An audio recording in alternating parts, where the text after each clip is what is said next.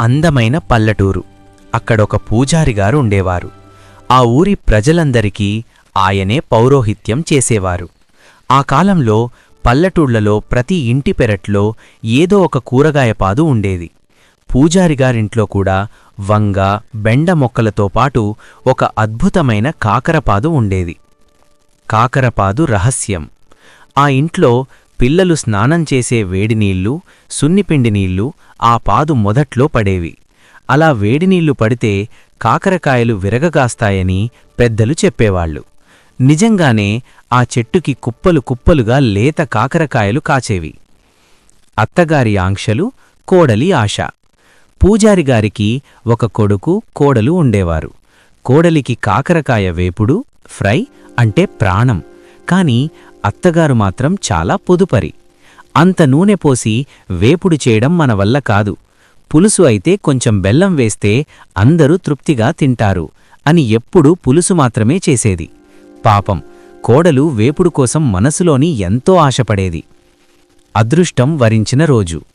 ఒకరోజు అత్తగారు, భర్త కలిసి పక్క ఊరికి వెళ్లాల్సి వచ్చింది. మామగారు పౌరోహిత్యం కోసం ఊరిమీదకి వెళ్లారు. ఇంట్లో కోడలు ఒక్కటే ఉంది. ఇదే అదనుగా భావించి కోడలు పెరట్లోకి వెళ్లి 4 నవనవలాడే లేత కాకరకాయలు కోసుకొచ్చింది. ఎవ్వరికీ తెలియకుండా చకచకా నూనె పోసి, ఇంగువ, జీలకర్ర వేసి ఘుమఘుమలాడే వేపుడు చేసేసింది. వేపుడు వాసన బయటకొస్తే ఎవరైనా కనిపెడతారని భయపడి ఒక గిన్నెలో ఆ వేపుడు వేసుకుని నీళ్ల బిందె పట్టుకుని చెరువు గట్టుకి బయలుదేరింది.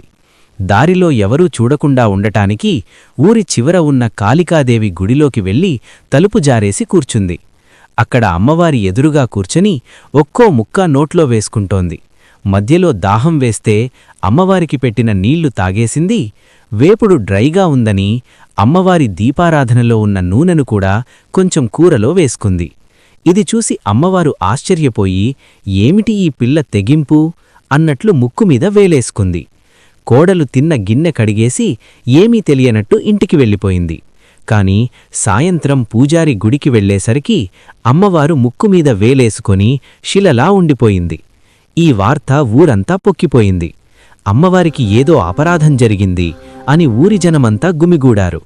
కోడలికి ప్రాణం పోయినంత పనయింది. రేపు ప్రొద్దున ఎవరైనా పూనకంలో వచ్చి నిజం చెప్పేస్తే నా పరువు పోతుంది, అత్తగారు నన్ను బతకనివ్వదు అని భయపడింది. మరుసటి రోజు కోడలు ధైర్యం చేసి గుడికి వెళ్ళింది. జనాన్ని పక్కకు పంపి అమ్మవారి ముందు నిలబడింది. మెల్లగా ఇలా అంది, అమ్మా, నేను కాకరకాయ తింటే నీకెందుకు అంత కోపం? నీకు అత్తగారు లేరు, ఆడపడుచులేరు. నా బాధ నీకేం తెలుసు? ఇప్పుడు నువ్వు వేలు తీయకపోతే నా దగ్గర ఉన్న ఈ గుండ్రాయిని నీ ముక్కుమీద వేస్తాను. అప్పుడు నీ ముక్కు పచ్చడవుతుంది. అమ్మవారు ఆ పిల్ల అమాయకత్వానికి, ఆ మొండితనానికి నవ్వుకొని మెల్లగా ముక్కుమీద నుంచి వేలు తీసేసింది. బయట ఉన్న జనం కోడల్ని చూసి, అమ్మో, ఈమె సాక్షాత్తూ ఆ దేవిని ప్రసన్నం చేసుకున్న భక్తురాలు అని పొగిడారు. అత్తగారు కూడా కోడలి గొప్పతనాన్ని నమ్మి ఆ రోజు నుండి ఆమెకు ఇష్టమైన కాకరకాయ వేపుడు వండిపెట్టడం మొదలుపెట్టింది. అలా ఒక కాకరకాయ వేపుడు ఒక కుటుంబాన్ని మార్చేసింది. నీతి: సమయస్ఫూర్తితో వ్యవహరిస్తే ఎంతటి క్లిష్ట పరిస్థితి నుండైనా బయటపడవచ్చు. అలాగే దండం దశగుణం భవేత్ అంటే దెబ్బకు దయ్యం కూడా వదులుతుంది.